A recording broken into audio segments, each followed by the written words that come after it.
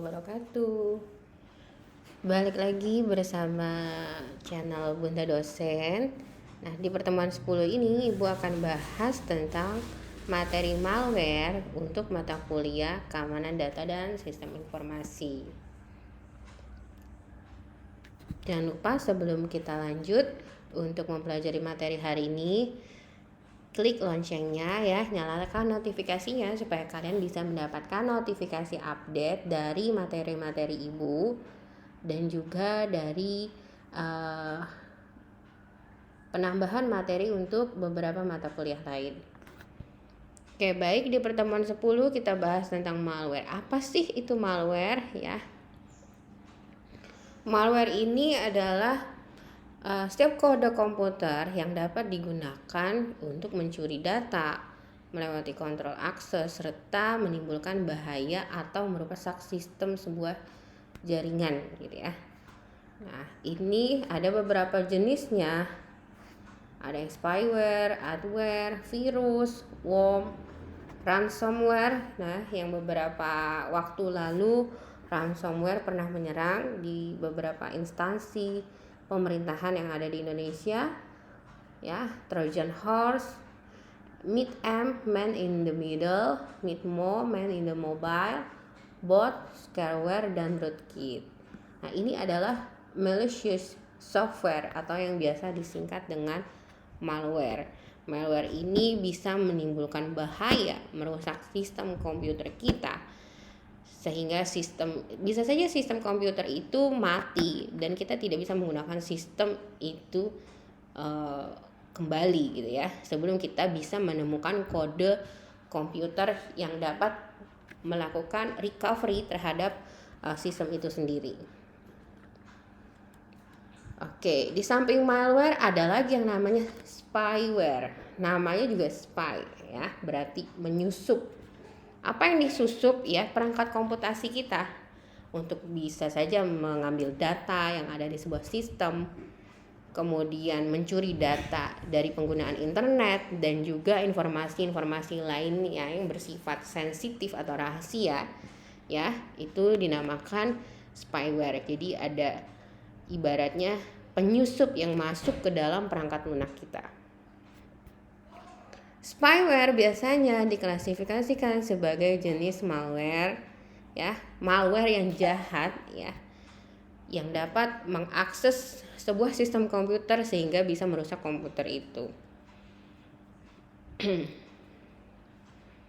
Spyware banyak sekali tujuannya, bisa untuk melacak, menjual data-data pribadi kita, pengguna internet, menangkap pengguna kartu kredit yang tidak valid, atau menangkap informasi rekening bank, mencuri identitas pribadi ya, itu namanya spyware. Jadi spyware itu bisa dimonitor dengan melalui pengguna internet ya, melacak informasi login kita, username dan account, serta memata-matai informasi sensitif si pengguna. Nah, beberapa jenis spyware ini dapat diinstal di perangkat lunak tambahan dan mengubah pengaturan pada perangkat pengguna. Jadi penting sekali bagi kita untuk mengupdate kata sandi kita supaya lebih aman, supaya lebih safe, dan memperbarui perangkat yang kita miliki.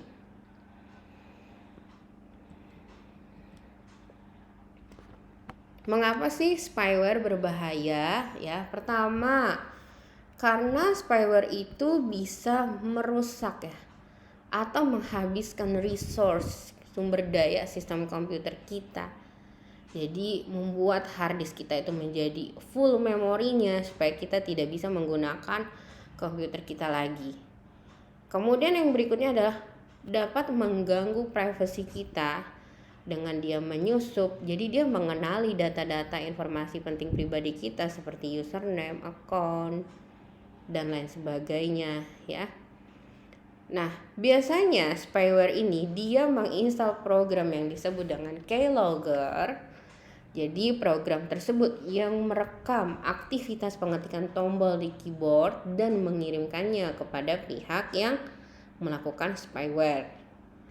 Nah, beberapa program spyware kenyataannya seperti Trojan ini bisa memungkinkan seseorang untuk masuk ke dalam komputer user dan menggunakannya untuk mengirimkan email spam ataupun serangan-serangan yang bertubi-tubi ya, tak bertuan gitu ya serangannya kepada komputer lain dalam sebuah jaringan internet.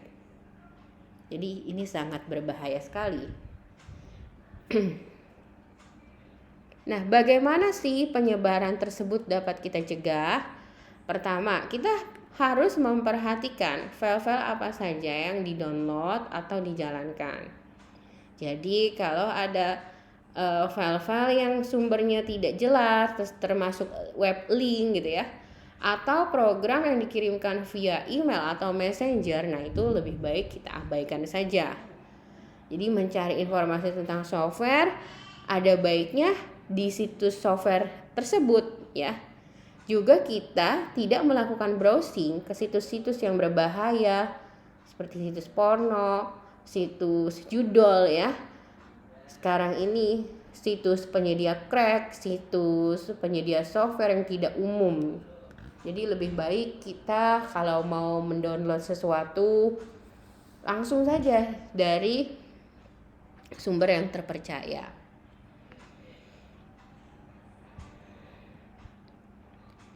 Oke, berikutnya untuk keamanan lebih baik kita juga dapat membuat alternatif pemilihan browser yang ada di komputer kita seperti Mozilla, Google Chrome, dan juga kita tambahkan add-on untuk pengamanan melakukan blocking pop pada Windows. Itu biasanya ada ya di add-ons di bagian setting ya. Nah, kemudian kita gunakan program anti spyware supaya orang tidak dapat menginstal keylogger di dalam sistem komputer kita. Nah, anti spyware-nya itu biasanya seperti Spyware Doctor, SoftSpy, SE Anti Spyware, Norton Internet Security, Webroot, Spy Sweeper, Counterspy, dan lain sebagainya. Nah, itu adalah cara-cara untuk mengantisipasi supaya kita tidak diserang spyware gitu ya. Tidak disusupi sistem komputer kita.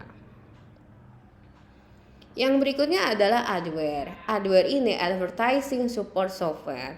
Jadi ini dirancang untuk menampilkan iklan ya, namanya juga advertising. Support software menampilkan iklan pada perangkat pengguna baik di dalam interface program tertentu, browser web, atau menggunakan pop-up di desktop. Apa sih tujuan utamanya? Tujuannya ya untuk menghasilkan pendapatan ya bagi setiap orang atau pengguna yang mengklik iklan tersebut, atau biasa dikenal pay per click.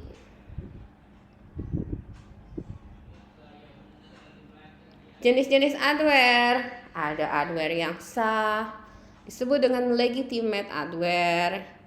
Ada adware yang berbahaya seperti malicious adware. Adware yang sah dia seperti apa? Biasanya dia memberikan imbalan ya kepada pengguna seperti diskon atau software gratis ya sebagai ganti untuk menerima adware. Jadi adware ini membantu untuk menutupi biaya software development atau memungkinkan developer untuk menyediakan produk secara gratis. Contohnya, misalnya software yang ditawarkan nih baik secara gratis dengan dukungan iklan atau sebagai versi berbayar tanpa iklan. Jadi biasanya kan kalau YouTube ya, kalau kita mau menonton tanpa iklan kita bisa pilih yang berbayar. Kalau kita mau pilih yang tidak berbayar ya berarti ada iklannya, seperti itu. Itu salah satu adware yang sah atau legitimate adware. Bagaimana untuk adware yang berbahaya atau malicious adware? Nah, ini seringkali ditolak oleh pengguna atau menggunakan cara yang menipu untuk mendapatkan persetujuan. Misalnya nih, adware dapat membanjiri pengguna dengan iklan yang tidak diinginkan atau membuatnya sulit untuk memilih keluar dari software pihak ketiga yang tidak diinginkan. Oke, lanjut lagi. Yang berikutnya adalah virus atau virus ya. Virus ini terdiri apa sih ya? Virus ini sebuah kode ya. Kode eksekusi berbahaya yang melekat pada file eksekusi lain dan dapat merusak atau menghapus data. Itu virus. Apa tujuan utamanya adanya virus tersebut? Untuk mengubah informasi dan dapat mengontrol data serta sumber daya, menyebabkan kesalahan, bisa menghancurkan sistem, dan memperlambat kinerja komputer kita. Nah, sebagian besar virus itu perlu pengaktifan ya oleh si pengguna akhir dan dapat aktif pada waktu atau tanggal-tanggal tertentu. Jadi bisa disetting virus tersebut. Dia bekerjanya kapan saja ya. Nah, apa perbedaannya? Kita sudah melihat tadi penjabaran antara virus dan adware ya, advertising malware software tadi ya. Apa perbedaannya antara virus dan adware? Nah, kalau virus dia cara kerjanya dieksekusi melalui file yang dapat dijalankan dan tidak dapat dikontrol dari jarak jauh. Sedangkan adware terpasang tanpa diketahui bersama dengan perangkat lunak gratis dan didistribusikan melalui jendela pop-up. Tingkat bahayanya kalau virus pasti dia lebih berbahaya ya, karena bisa merusak sistem komputer. Sedangkan adware dianggap kurang berbahaya, tapi bisa dapat memantau aktivitas sistem dan berpotensi untuk mengkompromikan mesin jika mengandung kode berbahaya tertentu. Bagaimana perlindungan dan penghapusan? Kalau virus, perlindungannya ini bisa menggunakan perangkat lunak antivirus. Sedangkan adware juga dapat dideteksi dan dihapus oleh antivirus. Nah, sekarang kita masuk ke Trojan Horse. Nah, Trojan Horse ini ibaratnya ada sebuah operasi berbahaya ya, dengan menyamar sebagai operasi yang diinginkan gitu. Jadi seolah-olah operasi tersebut di request oleh si user. Jadi Trojan ini dia punya hak eksploitasi ya untuk menjalankannya. Nah, Trojan Horse biasanya ini dalam bentuk berupa audio, gambar ya ataupun permainan. Bot atau dari kata robot ya. Bot ini dirancang untuk secara otomatis melakukan tindakan, biasanya secara online. Meskipun sebagian besar bot tidak berbahaya, nah yang meningkatkan penggunaan bot berbahaya adalah botnet. Jadi sekali lagi ya, bot yang berbahaya itu bisa meningkat ya, tingkat dangersnya itu disebut dengan botnet. Jadi beberapa komputer terinfeksi oleh bot yang diprogram untuk diam menunggu perintah yang diberikan oleh si penyerang. Ada lagi ransomware. Nah, ransomware ini untuk menahan sistem komputer atau data di dalamnya hingga tebusan dibayar. Nah, beberapa waktu lalu di pemerintahan, saya tidak sebutkan ya pemerintahannya kementerian apa.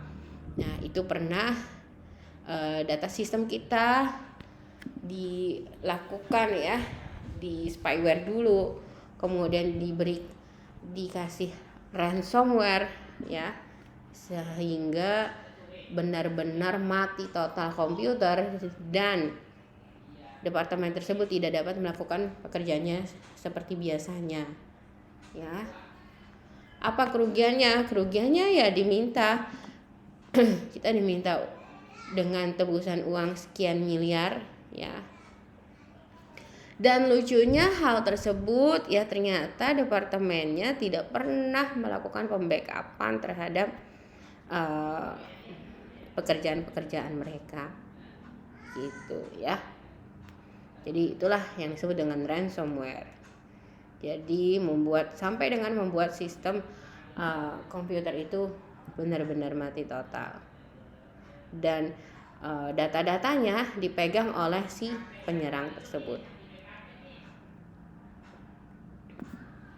Yang berikutnya lagi scareware, namanya juga scare ya, takut ya.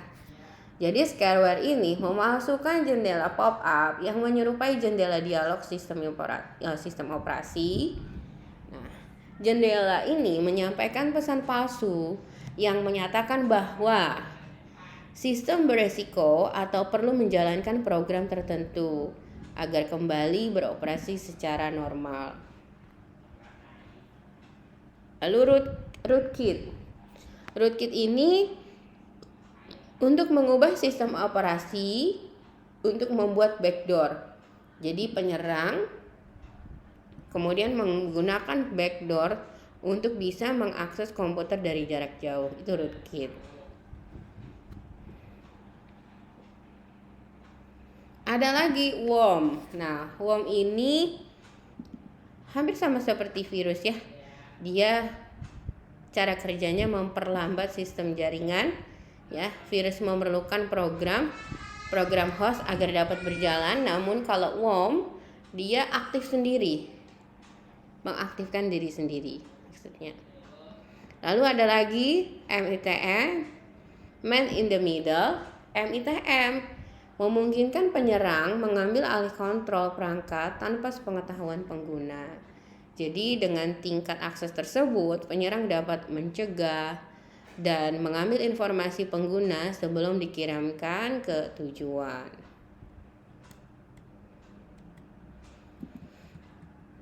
Yang berikutnya MITMO, man in the mobile. Jadi MITMO ini adalah variasi dari man in middle. MITMO adalah jenis serangan yang biasa digunakan untuk mengendalikan perangkat bergerak. Jadi bila terinfeksi, perangkat bergerak dapat diinstruksikan agar mengungkapkan informasi sensitif pengguna dan mengirimkannya kepada penyerang. Zeus ini contoh eksploitasi dengan kemampuan MITMO.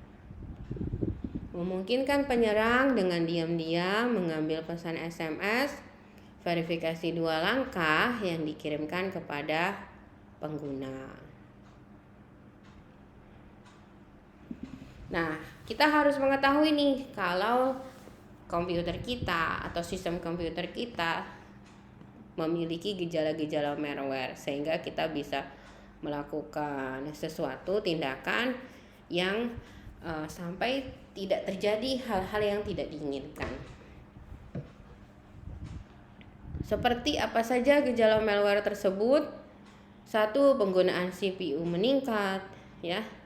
Jadi ada banyak pemrosesan kerja di CPU. Kemudian tiba-tiba kecepatan komputer kita menurun. Komputer sering mengalami gangguan atau kerusakan ya. Terjadi masalah yang tidak dapat dijelaskan di hubungan jaringan atau internet. File tiba-tiba berubah atau file terhapus atau terhidden ya. Lalu terdapat beberapa icon file program yang kita tidak ketahui ya, yang sudah diinstal oleh orang lain. Jadi berjalannya proses juga tidak diketahui. Program mati atau terkonfigurasi ulang sendiri. Kemudian email dikirim tanpa diketahui atau persetujuan pengguna. Nah, ini adalah salah satu atau banyak sekali gejala-gejala malware.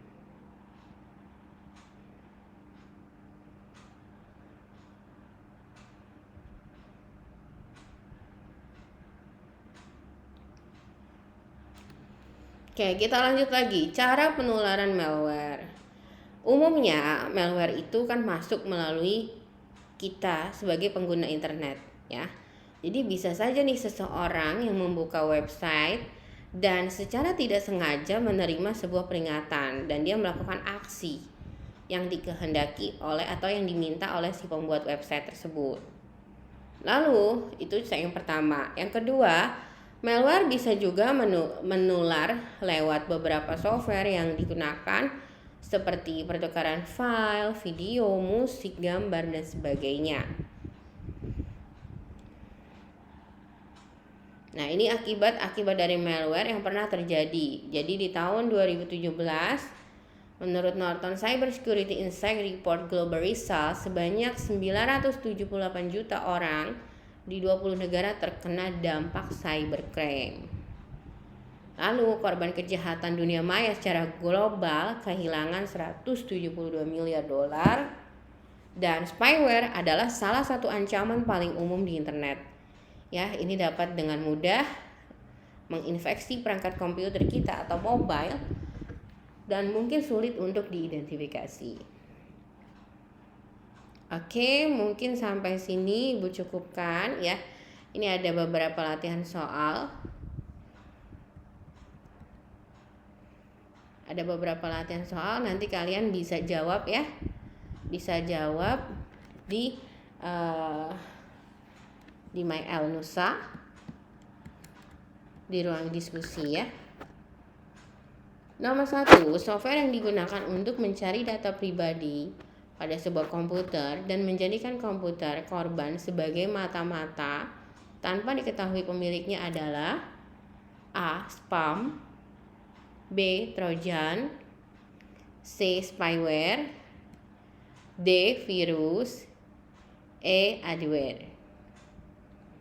Jadi langsung tulis saja nanti di room chat jawaban kalian ya. 1 misalnya A. Spam, B. apa gitu ya. Oke, lanjut soal berikutnya. Software yang digunakan sebagai promosi atau iklan berbentuk banner yang dimasukkan secara tersembunyi oleh pembuat program adalah A. Spyware, B. Trojan, C. Adware, D. Spam, atau E. AdSense.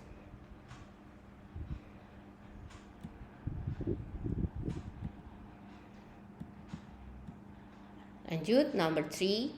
Pesan yang tergolong ke dalam spam pertama dikirimkan oleh Dave Rhodes dan mempostingnya di Usenet atau newsgroup dengan kalimat pembuka A. Make a money, B. Be rich, C. Make money fast, D. Money for life, atau E. Your dollar.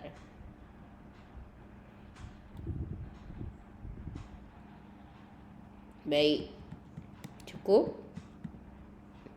Nomor 4, adanya aktivitas pada koneksi internet meskipun user tidak menggunakannya merupakan ciri adanya A. Virus, B. Spyware, C. Trojan, D. Spam, atau E. Worm.